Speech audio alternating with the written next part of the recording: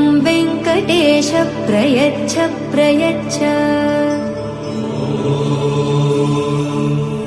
विना वेङ्कटेशं ननाथो ननाथः सदा वेङ्कटेशं स्मरामि स्मरामि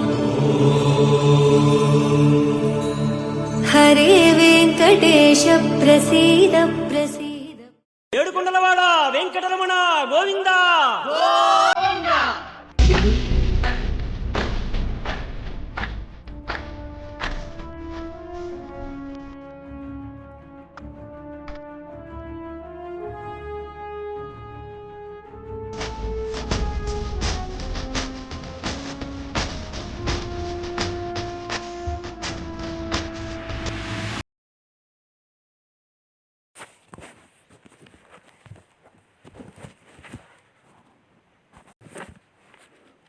ஊனேறு செல்வத்து உடன்பிறவி யான் வேண்டேன் ஆனேரே வென்றான் அடிமை திறமல்லால் கூனேறு சங்கம் இடத்தான் தன் வேங்கடத்து கோனேறி வாழும் குறுகாய் பிறப்பேனே.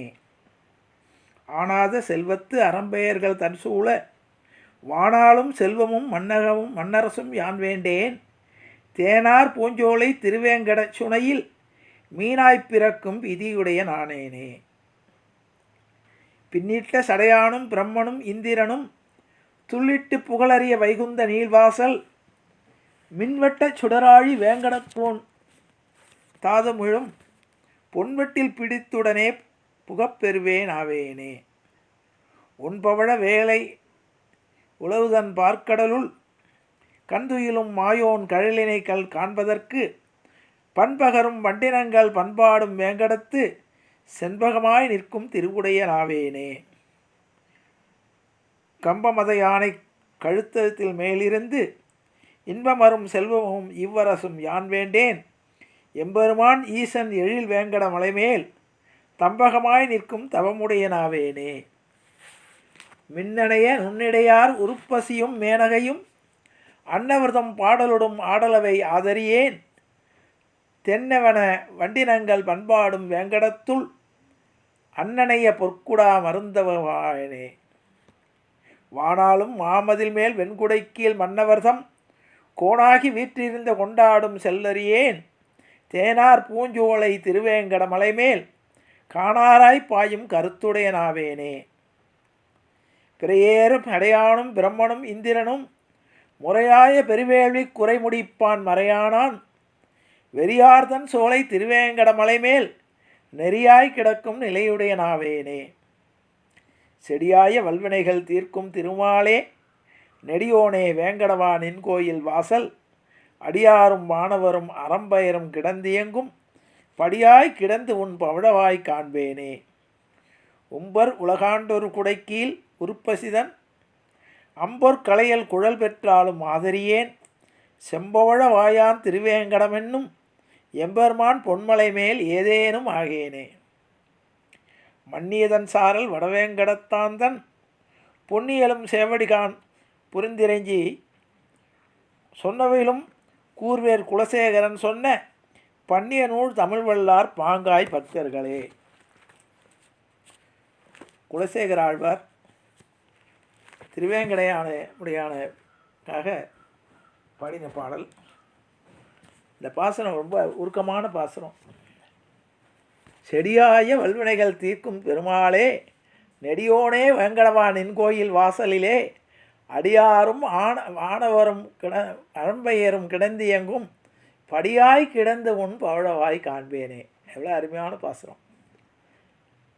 எல்லாம் ஒவ்வொன்றா வேண்டின்னு வர திருவேங்கடமலையில் ஏதானும் ஆனால் போருமே அப்படிங்கிறார்.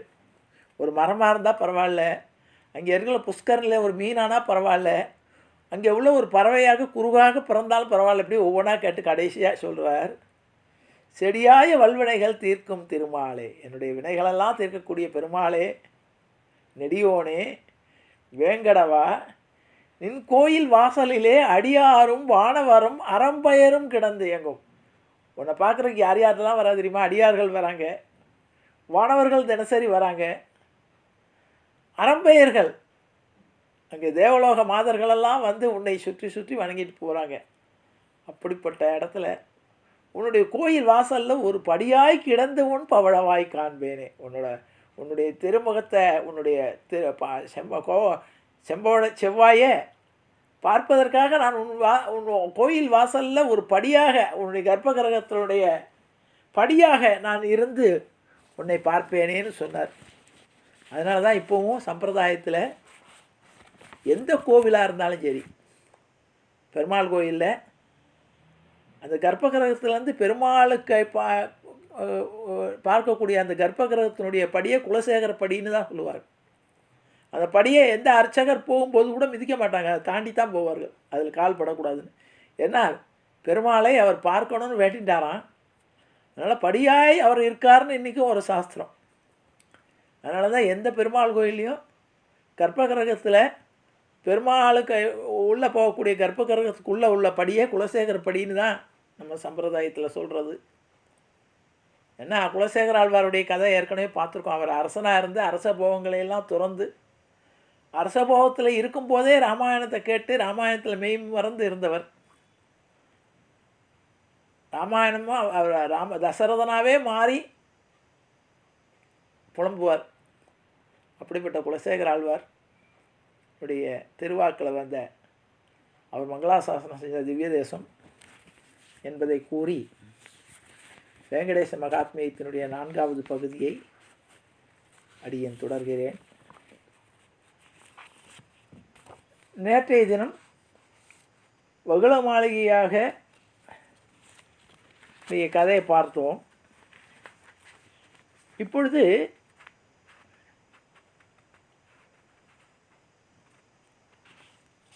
தேவாதி தேவனாகிய பெருமாள் அந்த கோபாலனிடம், அதாவது பசுவை மேய்க்கக்கூடிய அந்த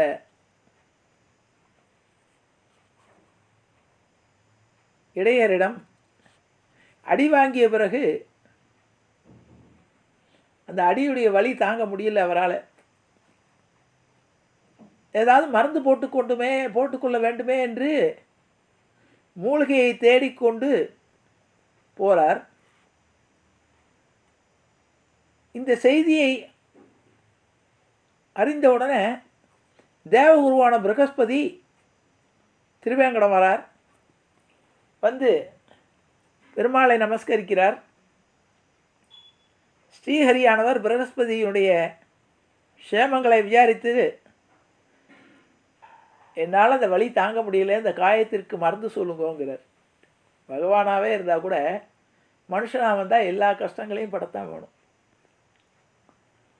நம்ம ஞாபகம் வச்சுக்கணும். பெருமாள் வந்து தன்னுடைய நிலையிலேருந்து கீழே இறங்கி வந்தால் கூட அவர் சாதாரண மனுஷனுக்கு உண்டான ஆசாபாசங்கள் துன்பங்கள் எல்லாத்தையும் அனுபவிக்கிறார். இஷ்டப்பட்டு ஏற்றுக்கிறார். கர்ம வினையினால் ஏற்றுக்கல. அவர் இஷ்டப்பட்டு நம்முடைய ஜனங்கள் படக்கூடிய கஷ்டங்கள் என்னங்கிறது தானும் அனுபவிக்கிறார். கர்ம வினைங்கிறது அவரும் ஏற்றுக்கிறார். அது பின்னால் வரும், சொல்கிறேன்.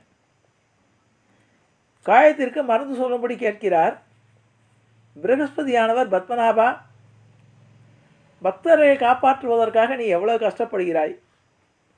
உன் காயத்திற்கு தகுந்த மருந்து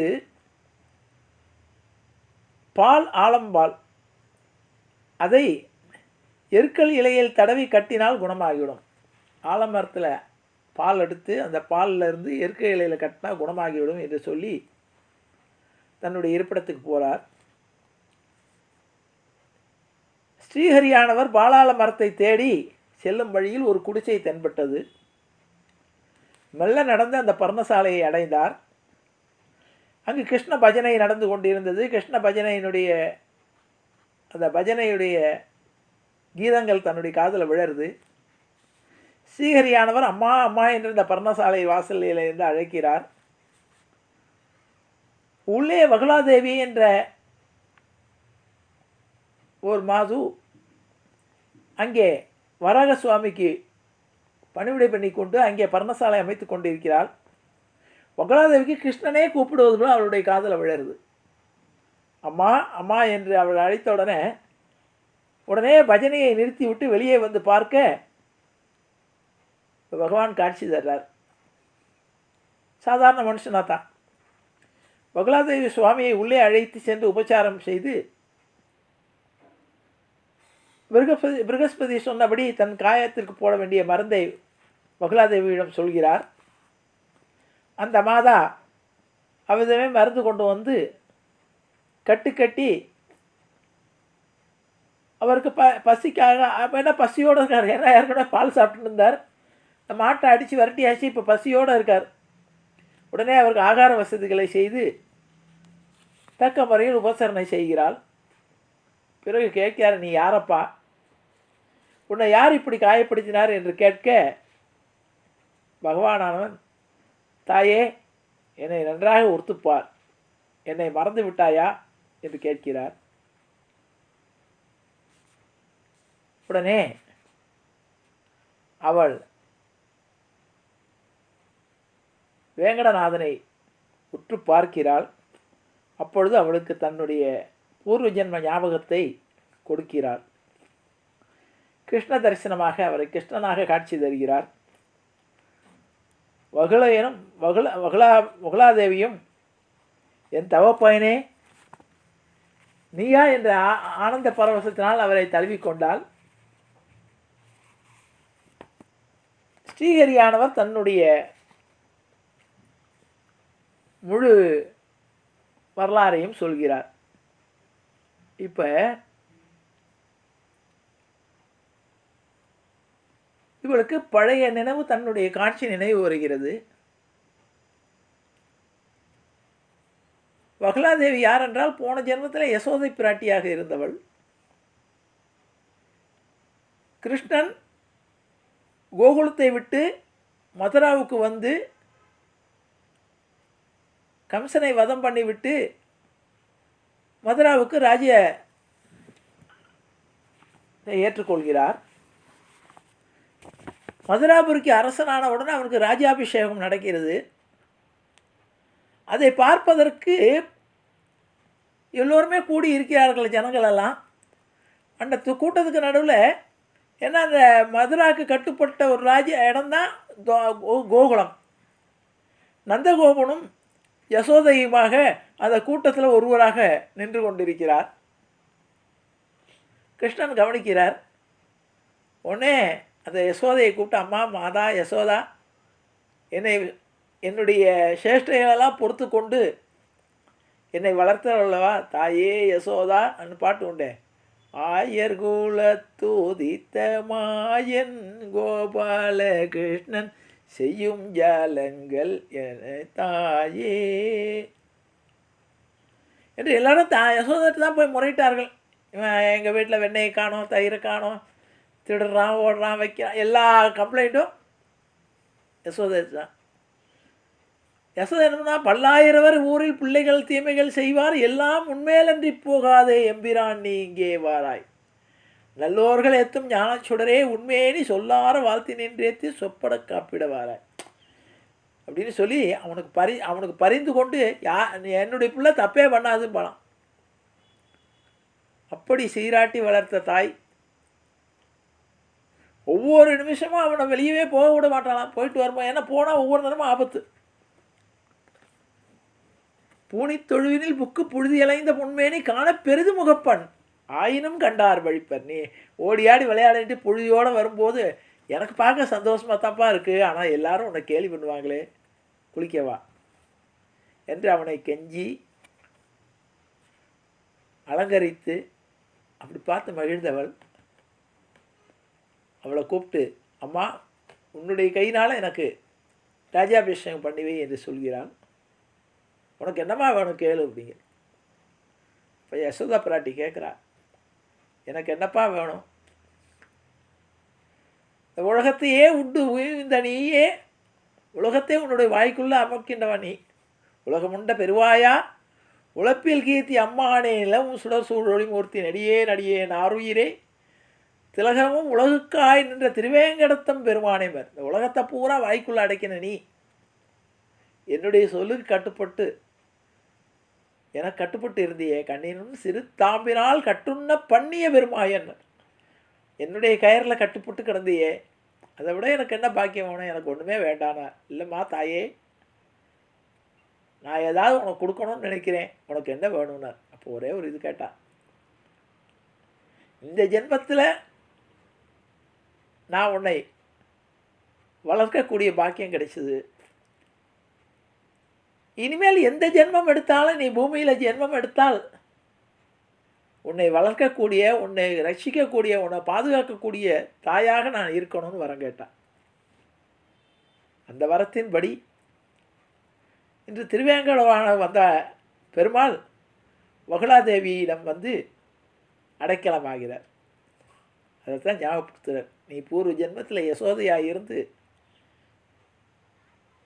என்னை வளர்த்தவள் என்று ஞாபகப்படுத்துகிறார். உடனே ஆனந்த பிரவேசத்தினால் அவனை தழுவிக்கொண்டால் பெருமாள் தன்னுடைய நடந்த இதெல்லாம் சொன்னார். சொன்ன உடனே இப்போ பெருமாளுக்கு பேர் கிடையாது.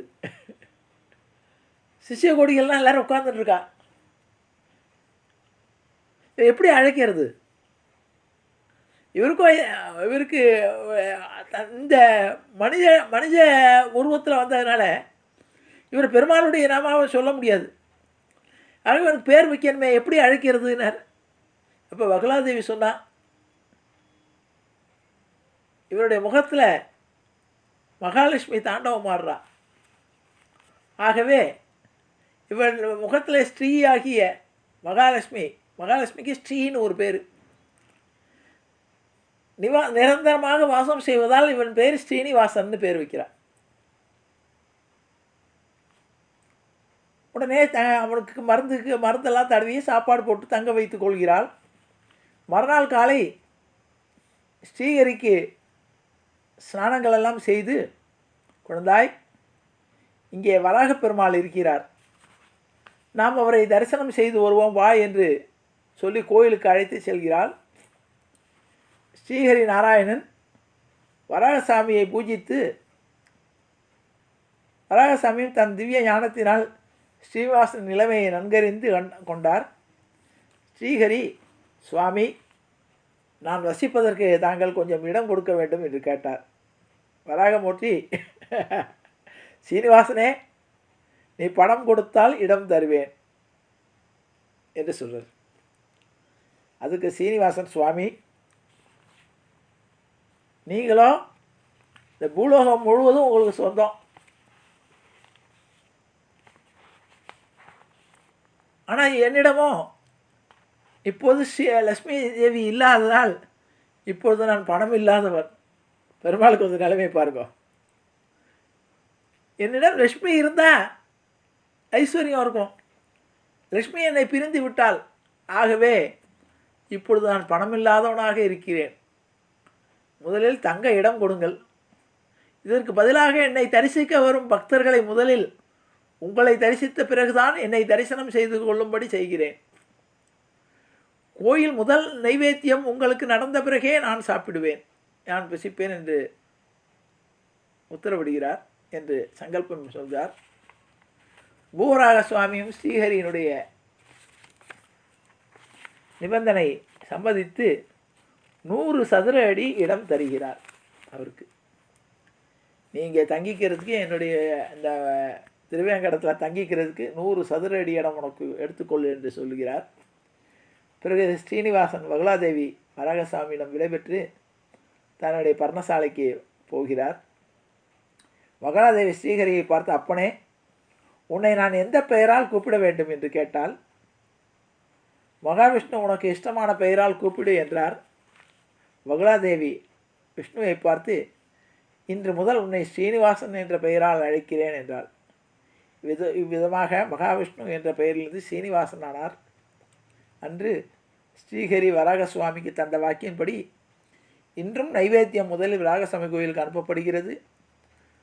மற்றும் பக்தர்கள் முதலில் வராகசுவாமியை தரிசித்த பிறகே ஸ்ரீனிவாசனை தரிசிக்க வருகிறார்கள். இது அவருடைய பெயர் வந்ததுக்கு காரணம். இப்போ ஆகாசராஜனுடைய வரலாறு. திருப்பதிக்கு 20 மைல்கள் தூரத்தில் நாராயணபுரம் என்ற ஒரு ஊர் இருக்கிறது. இப்பொழுது அது நாராயணவனம் என்று அழைக்கப்படுகிறது. இப்பட்டணத்தை தலைநகராக கொண்டு சுதர்மன் என்ற அரசன் பரிபாலனம் செய்து வந்தான். ஸ்ரீ மகாவிஷ்ணுவின் சாபத்தினால் ராட்சகனாக சவிக்கப்பட்ட சோழராஜன் சில காலம் அலைந்து திரிந்து ஆயுள் முடிந்த பிறகு சுதர்மனின் மனைவியின் கர்ப்பத்தில் பிரவேசித்து மகனாக பிறந்தான். சுதர்மன் அந்த குழந்தைக்கு ஆகாசராஜன் என்று பெயர் சூட்டி மிகவும் அன்போடு வளர்த்து வந்தான். சுதர்மன் ஒரு நாள் வேட்டையாடச் சென்று களைத்து அருகிலுள்ள கபில தீர்த்தத்தில் தாகம் தீர்த்து கொண்டு களைப்பார அங்கே உட்கார்ந்தான். இப்போ இருக்கு அந்த கபில தீர்த்தம். அந்த சமயம் நாகக்கன்னிகை கபில தீர்த்தத்தில் ஸ்நானம் செய்து வருவதை பார்த்து அவன் அழகில் மயங்கி அருகில் சென்று அவளிடம் உரையாடி கந்தர்வ விவாகம் செய்து கொண்டான். அந்த நாகக்கன்னிகைக்கும் சுதர்மனுக்கும் பிறந்தவனே தொண்டமான். சுதர்மன் தன் இறுதி காலத்தில் மூத்த மகனான ஆகாசராஜனுக்கு முடிசூட்டி தொண்டமானை அவனிடம் ஒப்படைத்துவிட்டு விஷ்ணுபதம் எய்தினான். ஆகாசராஜனும் நீதி தவறாமல் அரசு புரிந்து வந்தான். ஆகாசராஜனின் மனைவி தரணி தேவி இருவரும் மக்களை தன் குழந்தைகளைப் போல மிக்க அன்புடனும் ஆதரவுடன் காப்பாற்றினார்கள். நாட்டு மக்கள் ஆகாசராஜனின் ராஜ்யத்தில் எந்தவித கஷ்டமும் இன்றி மிகவும் சுகமாக வாழ்ந்தனர். எக்குறையும் இல்லாத அத்தம்பதிகளை மக்கட்பேறு இல்லாதது மிகவும் வாட்டி வந்தது. ஆகவே அவர்கள் அங்குள்ள பெரியவர்களை நாடி ஆகாசராஜன் ரொம்ப நாளாக குழந்தைகள் இல்லாமல் இருக்கோமே என்று அவருடைய குலகுருவான சுகமகரிஷியை வரவேற்று அவரிடம், சுவாமி, நான் நல்ல முறையாக ஆட்சி செய்து வருகிறேன், எனக்கு குழந்தை இல்லை, ஆகவே எனக்கு குழந்தை பாக்கியம் வேண்டும் என்று பிரார்த்திக்கிறார். அதற்கு சுகமுனிவராது, முன்னர் கோலத்தில் ஜனக மகாராஜன் புத்திர காமேஷ்டி யாகம் செய்து குழந்தையை அடைந்தான். ஆகவே நீயும் அவரை போல் யாகம் செய்து ஸ்ரீ லக்ஷ்மி நரசிம்மரின் பேரர்களால் குழந்தையை அடைவாயாக என்று ஆசீர்வாதம் செய்தார். ஆகவே ஆகாசராஜனானவன் புத்திர காமேஷ்டி யாகம் செய்வதற்குரிய ஏற்பாடுகளை செய்ய முனைந்தார் என்ற அளவோடு இன்று நிறைவு செய்கிறேன். ஜானகி காந்த ஸ்மரணே. ஜெய் ஜெய ராமராம். சத்குரு மகாராஜ் கி ஜெய. ஆஞ்சநேய மூர்த்தி கி ஜெய. அறியாத பிள்ளைகளோ அன்பினால் உந்தன்னை சிறுபேரழைத்தனம் சீரியல்லாத இறைவான் இதாராய் பறையலோரம்பாவாய் எற்றைக்கும் ஏழேல் பிறவிக்கும் உந்தன்னோடு உற்றோமே ஆவோம் உனக்கே நாம் ஆட்செய்வோம் மற்ற நம் காமங்கள் மாற்றேலோ ரம்பாவாய் செங்கன் திருமுகத்து செல்வத் திருமாலால் எங்கும் திருவருள் பெற்று இன்புருவ ரம்பாவாய். ஹரே ராம ராம ராம ஹரே ஹரே ஹரே கிருஷ்ண கிருஷ்ண கிருஷ்ண ஹரே ஹரே. கோவிந்த நாம சங்கீர்த்தனம். கோவிந்தா ஹரி கோவிந்தா.